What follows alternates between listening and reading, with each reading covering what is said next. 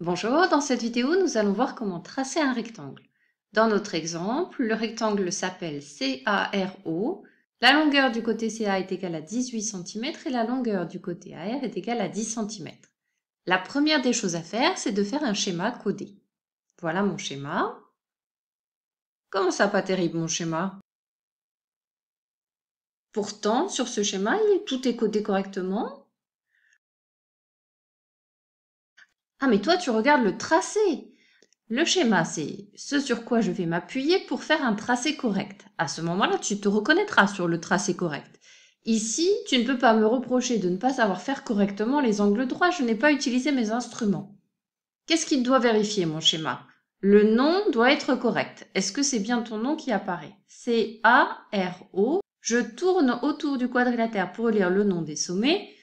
On peut valider le premier point, le nom est correct. Est-ce que la définition est codée sur mon schéma? Un rectangle est un quadrilatère dont les côtés consécutifs sont perpendiculaires. Alors même si mes côtés ne sont pas très bien tracés, je vois bien qu'il y en a 4.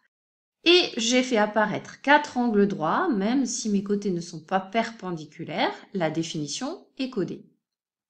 Et je dois également coder sur mon schéma les propriétés utiles à la construction.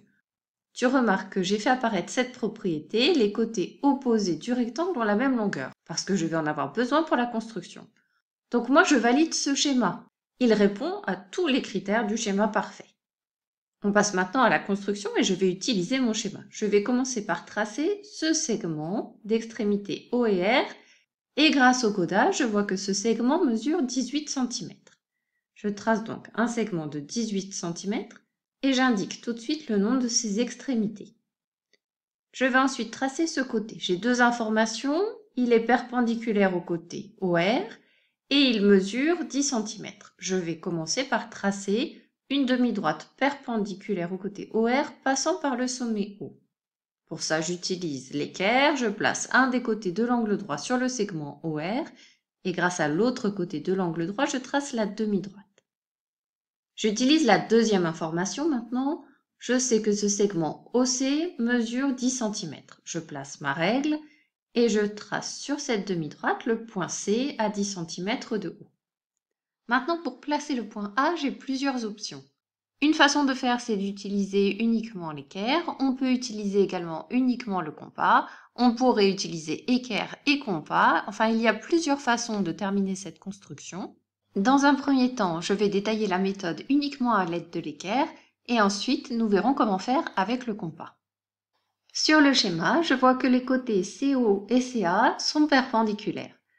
Je vais donc tracer une demi-droite perpendiculaire à la demi-droite OC passant par le point C à l'aide de mon équerre. Je remarque ensuite que le côté AR et le côté RO sont perpendiculaires.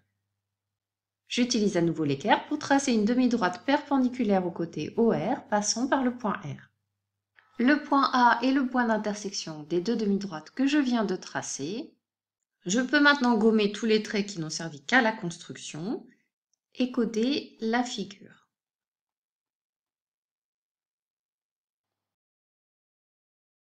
Bah oui, finalement, ce schéma fait en quelques secondes à main levée, il a été très utile. L'important pour un schéma, finalement, ce n'est pas la précision du tracé, mais la justesse des codages. Ce sont les codages qui vont nous servir pour réaliser la construction. On reprend à l'étape de tout à l'heure. Lorsqu'on avait juste placé le point C, j'ai dit qu'il y avait une autre façon de finir la construction à l'aide du compas. Je sais que le côté CA et le côté OC, qui sont deux côtés opposés du rectangle, ont la même longueur. Je sais donc que le point A se trouve à 18 cm du point C. Le point A se trouve donc sur le cercle de centre C et de rayon 18 cm. Je sais que le point A se trouve à 10 cm du point R. Le point A se trouve donc sur le cercle de centre R et de rayon 10 cm. Voilà une autre façon de tracer le point A. Je termine la construction de la même façon et je pense à coder la figure.